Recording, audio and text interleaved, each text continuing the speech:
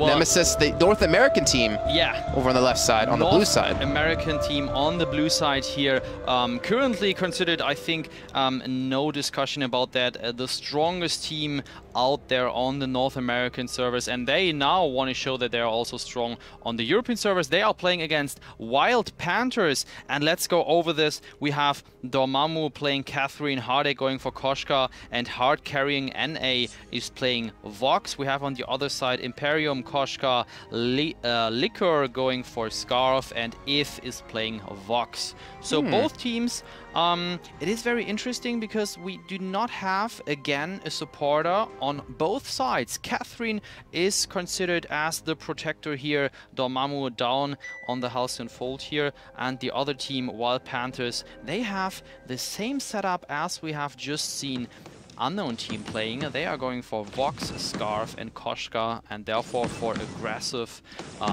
maybe for an aggressive playstyle. And let's see what does the first minute. We need to look at the jungle too, because Hardek, he's actually invaded onto the red side, and I think he might be spotted if he doesn't back out quick. If he's over towards the right-hand side, yeah, there you see, he's actually taken away some camps. He's going to be spotted out by Plinkvoker, and he will be forced to run away, but he should mostly be fine. No, Imperium coming in from the side. They might give away the first blood. Dormu trying to come in from the side to help out. Gets a nice stun off and the speed to get away. And well done, actually. I think you pointed out Hardek did go for early boots. Yeah, so he can get away from things like that. Oh, but here comes Pliff. And it's now working. Get the kill. It's working out, and he could take the enemy team actually all from their positions. If went down to the jungle here, getting stunned, they are distracted, chasing Hardek, and that plan actually worked out. He is now continuing the jungle on his side. Yeah, so they're carrying the North America pride on their shoulders too. Yeah, I mean, I'm American, so I can kind of root for them in this. But I think it might get a little bit difficult more the further they get in the brackets with the better teams. But then again, you can't count Wild Panthers out. But in terms of compositions, like you're saying, we see the Wild Panthers going for what we just saw out of Unknown. But on the other side, we see a little bit of a change up, the Catherine. And I want to get your thoughts on that and how it potentially might work out for their team. Well, actually, Catherine now, huge comeback in patch 1.4. Why? Because Catherine had for a long time a stun bug here in the game, and this just got fixed. Therefore, considered now to play it again as a protector here. And I think Catherine with the stun, very nice, and the ultimate even stronger with the AoE silence here. And therefore, they are going for a more stable team here versus Wild Panthers. This is a lot more of a stun lock too. When you pair in Koshka and Catherine together, like they should be able to kill Pliff pretty easily, I would say. I mean, yes, he does have the leap to get away, but Catherine can chase you down. There comes a flare just to spot them off towards the side. And when they go in for the fight, they do actually have hard carrying over towards the lane still, so he's not really able to help out. But Imperium might run into a trap, going to actually go into the scout trap, and they're looking for the turn. They have to be careful. It's a 2-on-3, and Dormammu, he should fall from this one. I would assume he's not going to escape, and that's the first kill coming in for the side of the Wild Panthers. Wild Panthers here, if they are going to win this one, I think this would be definitely huge, because Nemesis, they are a very strong asset. They are well known, and they are known to have strong tactics. So let's see if the first blood can give Wild Panthers actually a nice boost here. And, you know, honestly, and I don't want to say this because Nemesis, I have hope, American pride, but they can't blame that on ping or anything, because they are put on the European server. Yeah. That wasn't ping. That was just like, all right, well, we're 2 versus 3. We're feeling cocky. We can maybe go for it, and they just bit off more than they can chew. As far as I know, the ping from North America to Europe is actually better than the other way around. So on Vainglory, when you play with a European account... I think it depends on where the servers are, yeah, North America and Europe. So you might have a slightly better ping playing from North America to Europe than vice versa. Let's go down here to the jungle. Hardek is shopping quickly. Let's check the item builds here. We see Vox with attack speed and the heavy prism. So he is going for some damage there with his auto attacks. On the other side, we see If with the other Vox. He is also going the same direction, but only has the tier 1 items of that one. Catherine with the Iron Guard contact, as well as Scarf. Again, we do see Scarf in the protector role, actually still dealing damage. And there we missed the next kill. Let's jump directly into the action. Dormammu and Hardek, they have some trouble here. Hardek trying to chase around, but an early 4-1 lead for Wild Panthers. What do you think about this fight? Well, again, maybe a little bit bite off more they could chew. Like, hard carrying wasn't there. Linvoker was able to, take down, I think, one person before he did fall when they got a 2-for-1 exchange. But it seems like Nemesis maybe not used to the European meta. I'm not sure how much they play in the Vainglory League that you cast, twice a week, but. Yeah. I feel like these are just major misplays. I can look at this, as a newbie player and be like, well, why are they fighting 2v3? Like, their main carry, their hard carry, no pun intended, or actually pun intended, isn't even there to help out when you have Lift there to fight. Yeah, totally agree on that point. So let's see, Wild Panthers, they also played some matches I casted, so they are pretty strong. I don't know if they're all Vainglorious players. We have the skill tiers in Vainglory, and Vainglorious is actually the highest skill tier. I think Where'd you put me? What? Where would you put me? You played with me. Where'd you put me? What's the lowest one? Pinnacle of Awesome, is that higher? Just below that one. Okay. So it is the second highest, actually. I'll take that. I would put you there. Maybe we do see the next fight here. So Nemesis, and again, they are trying to steal that camp, but they can't take it, and there comes the engage, there is the stun, the mines are popping, Yami, Catnip, Frenzy here on Dormammu. Hardek has to be the focus if it is going down actually here, and we do see Imperium going down as well. Hardek might burn actually. There goes the kill from Scarf. He can burn down Hardek. 3-5 here on the Halcyon Fold. Yeah, 2-for-1 trade in favor, funny enough, of Nemesis, so a good fight coming out, and we're going to have to wonder what kind of may have caused it. You look at, Linvoker on the side of Wild Panthers, and he has his poke.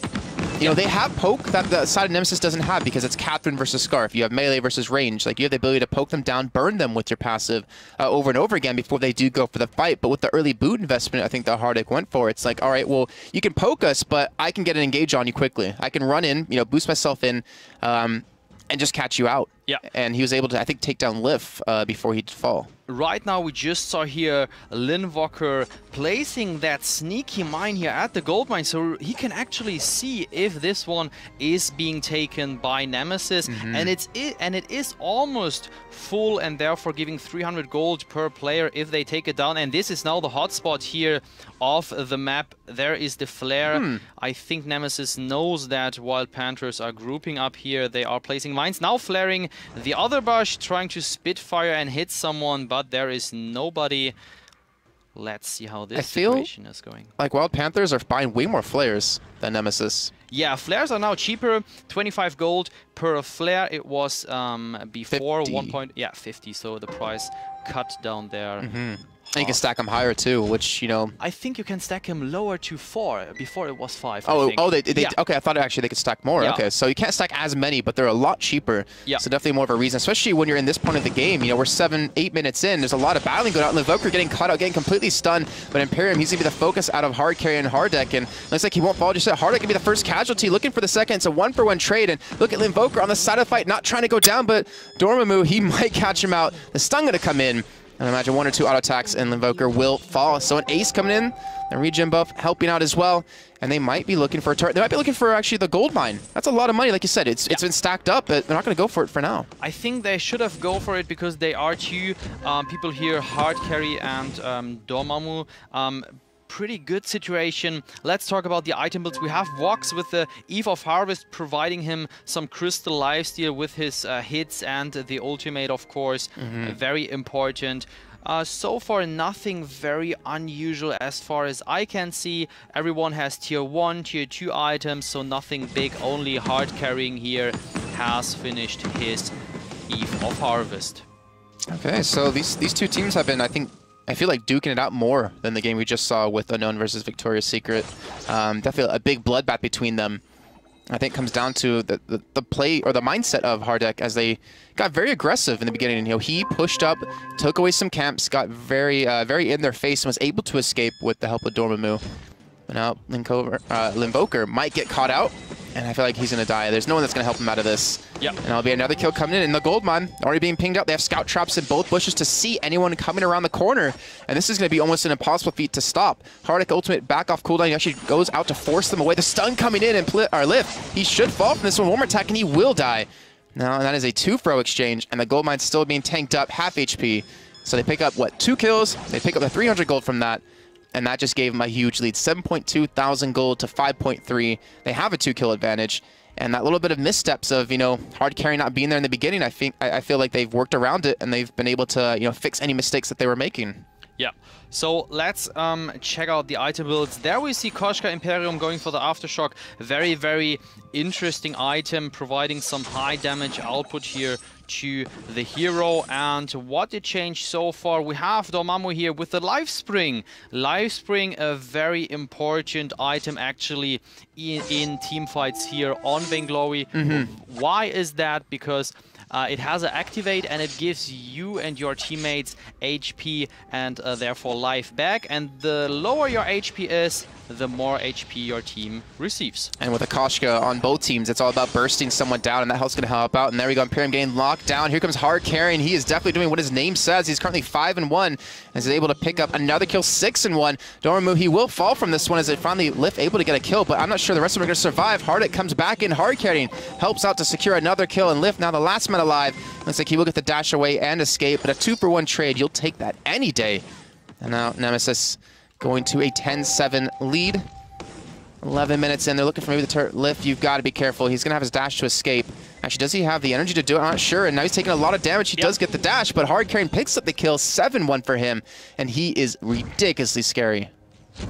Definitely he is now, and he is playing a beautiful Vox, and he always has the right position during team fights, as we have just seen here again, and he also is able to push when it is the right time. All right, well, now they're going to be going back to buying up, and I'm actually curious what Hard Carrying's building, because he's got a little bit defensive. He's gone obviously a lot aggressive too, since he's been able to pick up so many kills. He's going to a very heavy crystal build. Yeah, let's see. We have a lot of crystal on Nemesis, and actually I don't see any attack damage item, only here the small book tier 1 giving 5 weapon power. That's so just like a lane phase thing, I would imagine. It gives you back some HP when you do a last hit on a creep, so therefore nothing big to talk about. All and everyone is going here for crystal damage. Now, does the reflex box stop Imperium's ultimate or Koshka's ultimate? If timed it correctly? It does not stop it, but it stops the stun? It stops the stun, not the animation itself. Okay. So, but the damage and the stun, and therefore you are able to escape if you fire it up on the right time, actually. And I feel like the stun is worth more than the actual damage you do. I mean, obviously you do quite a hefty load, but it's all about Lift, you know, capitalizing with Imperium to pick them off. And now a little fight breaking out again. Imperium getting locked down.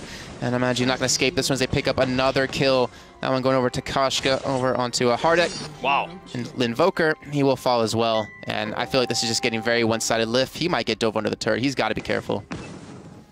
So we just have seen here Hardik with the Aftershock actually, and the damage here on that one. Lift. They will have action. They have the stun. They're trading off the turret damage. Hardik, he's not really able to help out, but Hard Carrying, he's pushed up. He's already 7-1. He's looking for the kill. And I imagine he's going to play this one safe just to make sure to escape. Oh, look at that health. So low on life. And now with the gold mine getting relatively full, I think they have to play this one careful. Like, if they don't heal up, and I think if Wild Panthers come in and win a fight, that can be a lot of extra money, and that can be maybe a turning point. But we can't ignore the 3.8 thousand gold difference already 13 minutes in. Yeah, so the gold difference, I mean, it is, yeah, it seems a lot, but actually it is all about like the next 1 or 2 team fights, and therefore I would say Wild Panthers still have the chance to do a comeback. Now we see a question mark ping, very interesting here. I don't know what they wanted to say to each other here. Oh, Lift, be careful. He's gonna get caught out. Maybe this ultimate not coming in just yet. This is not off cooldown. There's Linvoker, finally his first ultimate I think we've seen of the game, and well, they won't get much off of that as they will go on to Lift, and they will just trade the 1 kill just to maintain that gold mine, which is about to cash out for them.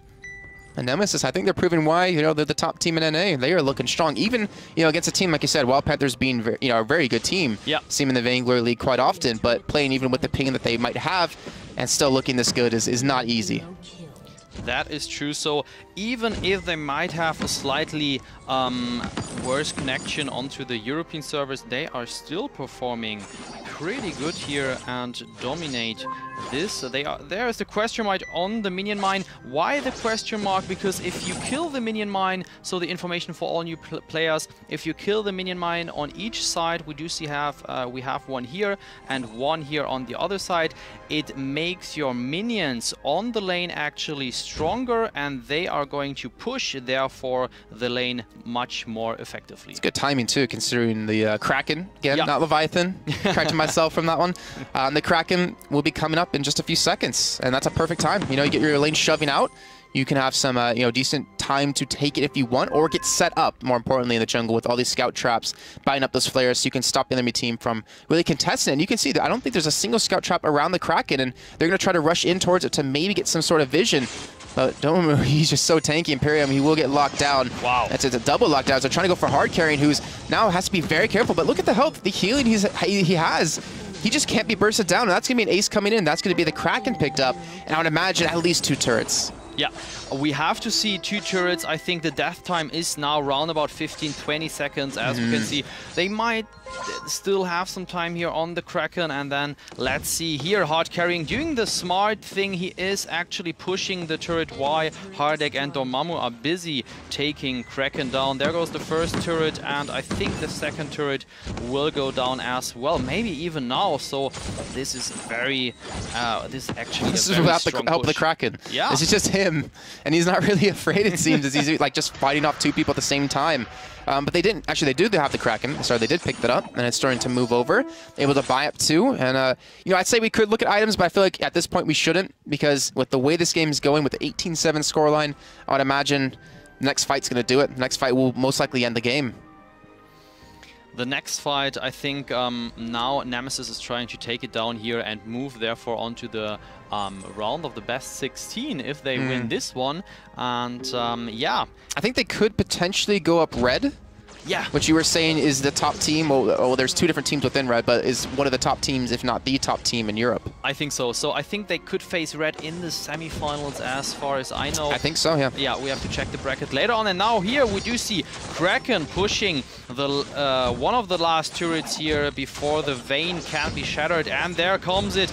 Wait for it. Ultimate. Oh and my! Look at this melting. The health bars are melted down there. It could blocked here, but they have to go back. Kraken is almost down. There it goes, killed by the explosion of the turret, which does AoE damage actually. So when you kill the turret, you should definitely go away from that one. There comes the ping onto the vein, and they are going for this, and therefore this is GG. That's the win. Well done by them. They played a little bit rough in the beginning. They had a couple of interesting strategies with Hardek going in and kind of going for the invade onto the jungle, able to steal a camp and escape with his life.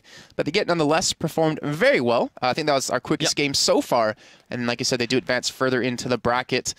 Panthers, you know, it wasn't bad. It wasn't bad at all. It's just, it was a snowball. I think, you know, when you have a top team playing against, you know, not one of the top, but, you know, kind of in the mid-level teams, maybe a little bit higher than that, they know how to finish games. And once they get that little bit of a snowball, little bit of a lead, they just completely roll with it. And then Wild Panthers didn't know how to stop it. This is exactly the point. I think the first minutes, we definitely could see that Wild Panthers are doing a good job. They were even, but then, as said, once the snowballing is going on, Nemesis gets the hang of this. And, yeah, therefore they took it down. All right, guys, we're going to head to another quick break here. Not sure what game we'll be going up against. I wouldn't be surprised if I misspell a couple teams yet again on the screen when we're in break. And hopefully we'll be able to put up the one we'll be going to, and hopefully it comes up shortly. We'll see you guys in just a few minutes.